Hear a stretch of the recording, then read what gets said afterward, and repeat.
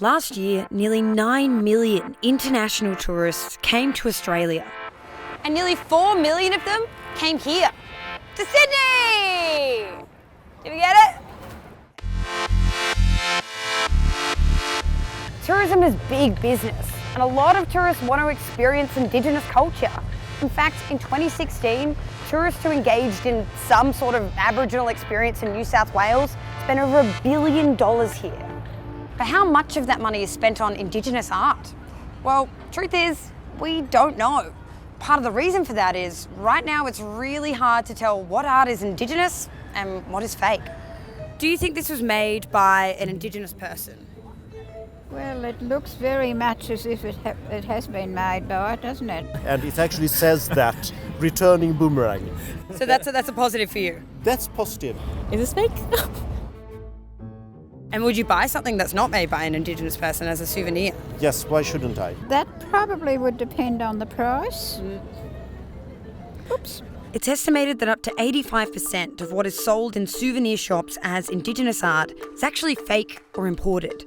And the problem is so bad, there's actually a federal inquiry into the issue right now. Research published by Choice earlier this month found that 43% of people would rely on an authentic Indigenous art label. But there isn't one. That does not exist. Is it illegal to claim that you're selling authentic Indigenous art when it's fake? Yes.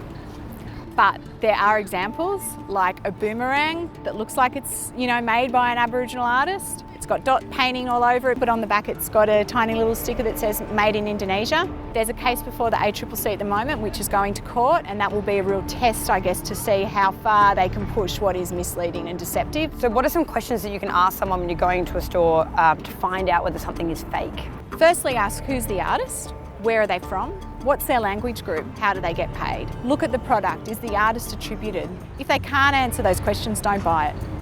Armed with this knowledge, I wanted to find out if some vendors can answer some simple questions.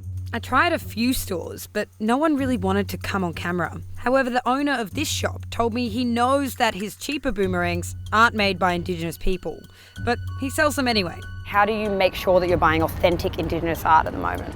You can look out for businesses or manufacturers that are members of the Indigenous Art Code, but it is voluntary. Nobody has to be a member of the code. It's a lot of responsibility going back on a consumer to be navigating this space. So right now there is a bill before Parliament trying to stop some of this fakery. But until then, there are hundreds of individual artists, businesses and galleries that are signed up to the Indigenous Art Code all around Australia. You can find where they are online.